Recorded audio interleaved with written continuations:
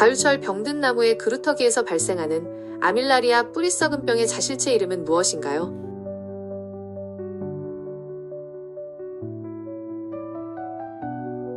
아밀라리아균이 목재를 부후시킬 때 나타나는 부후의 형태는 무엇인가요?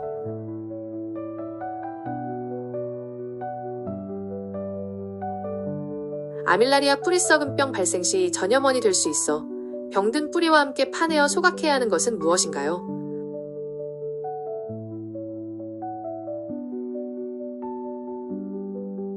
숲이나 정원에 있는 나무가 겉보기엔 정말 멀쩡해 보일 수 있잖아요? 근데 사실 우리 눈에 보이지 않는 땅 속에서는 어쩌면 조용한 죽음이 진행되고 있을지도 모릅니다. 오늘은 바로 이 보이지 않는 위협, 숲의 숨은 암살자에 대해 이야기해 볼 거예요.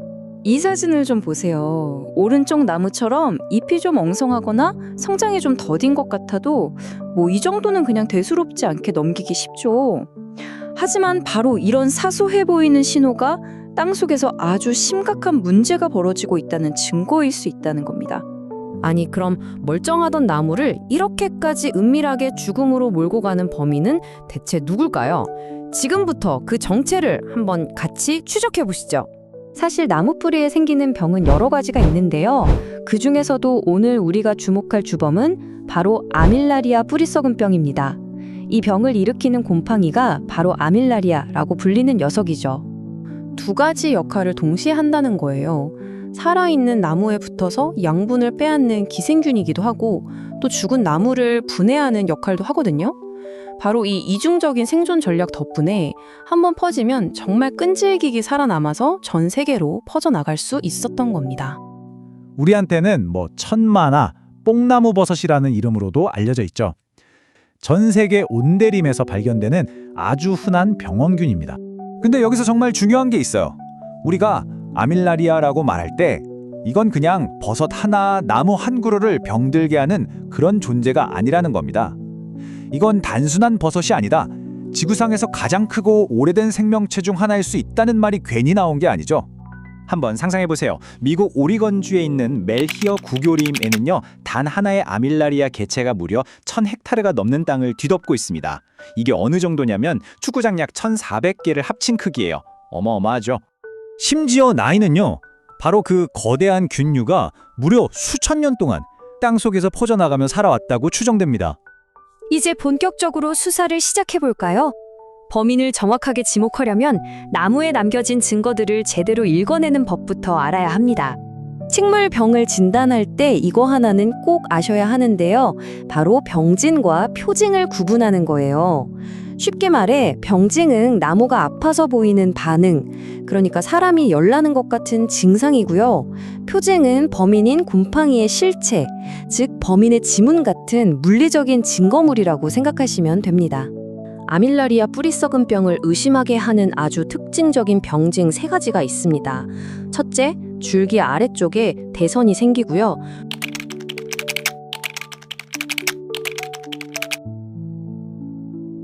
둘째, 엄청난 양의 송진이 흘러나옵니다. 그리고 셋째, 나무 밑동이 썩어 들어가니까 쓰러질 위험이 확 높아지죠. 이 3가지가 바로 나무가 보내는 필사적인 구조신호인 셈입니다. 물론 잎이 노랗게 변하거나 나무 꼭대기 부분이 휑해지는 그런 증상도 나타나긴 해요. 근데 문제는 이런 증상은 다른 병에 걸려도 나타날 수 있다는 거죠. 이것만으로는 결정적인 증거가 될 수 없어요. 그래서 우리는 범인의 실체, 즉 물리적 증거를 직접 찾아내야만 합니다. 그럼 이제부터 결정적인 증거, 그러니까 곰팡이가 남긴 흔적인 표징을 어떻게 찾는지 한번 알아볼게요. 첫 번째 결정적인 증거는 균사막입니다.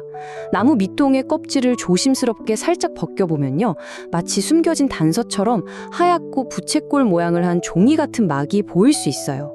이게 바로 아밀라리아 균사체의 실체입니다. 빼도 박도 못하는 증거죠. 나무 껍질 바로 아래에 숨어 있습니다. 이게 바로 균류의 본체인데 나무 껍질과 나무 속살 사이에서 자라면서 나무의 허리를 꽉 조르듯이 물과 영양분이 흐르는 길을 막아버리는 겁니다. 두 번째 증거는 근상균사 소옥인데요.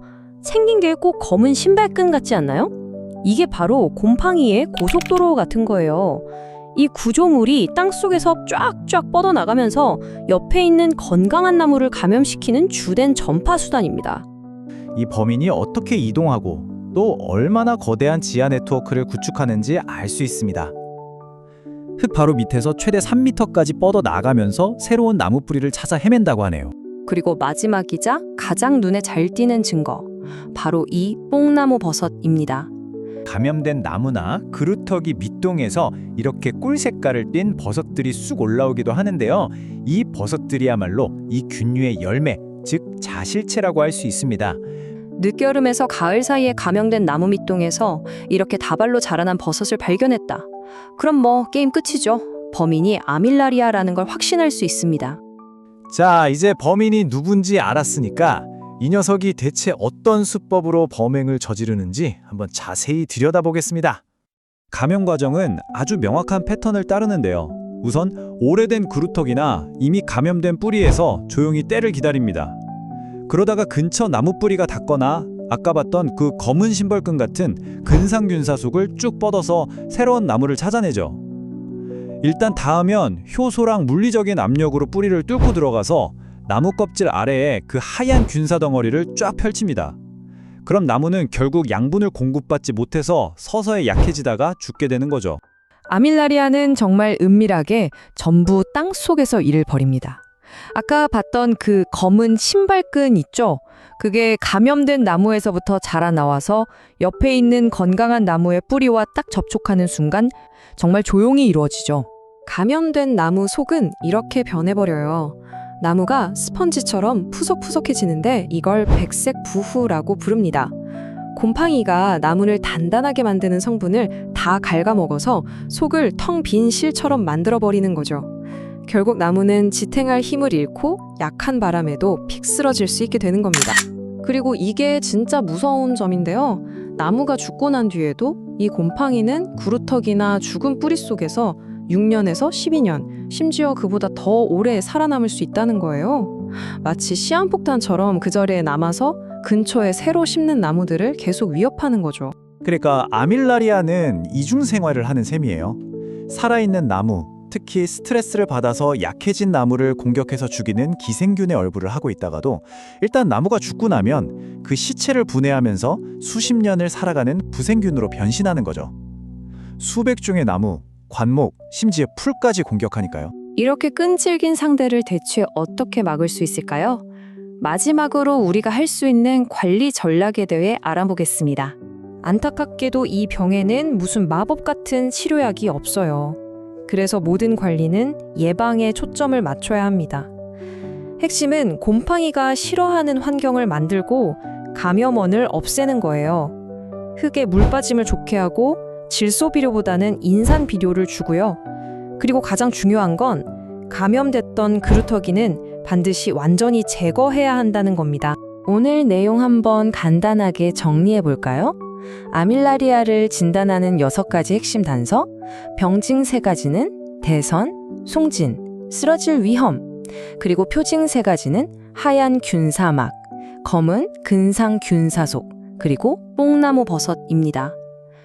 이것만 기억해 두시면 여러분도 훌륭한 나무 탐정이 되실 수 있을 겁니다. 지금까지 아밀라리아를 나무를 죽이는 파괴자로 이야기했죠. 물론 맞는 말입니다. 하지만 한 걸음 물러나서 숲 전체 생태계를 보면요, 그 역할이 좀 더 복잡해져요. 약한 나무를 정리해서 새로운 생명이 자랄 공간을 만들어주는 꼭 필요한 분해자이기도 하거든요. 파괴자인 동시에 새로운 시작을 돕는 존재랄까요? 여러분은 어떻게 생각하시나요? 이렇게 오래되고 강력한 자연의 일부인 아밀라리아를 우리가 그저 없애버려야 할 악당으로만 봐야 할까요? 아니면 숲을 만들어가는 중요한 설계자로서 인정하고 함께 살아가는 법을 배워야 할까요? 결국 개별 나무의 건강을 지키는 것과 우리 지구의 생태계를 형성해온 이 거대하고 자연스러운 흐름 사이에서 어떻게 균형을 찾아야 하는지, 그게 바로 우리에게 남겨진 숙제일 겁니다.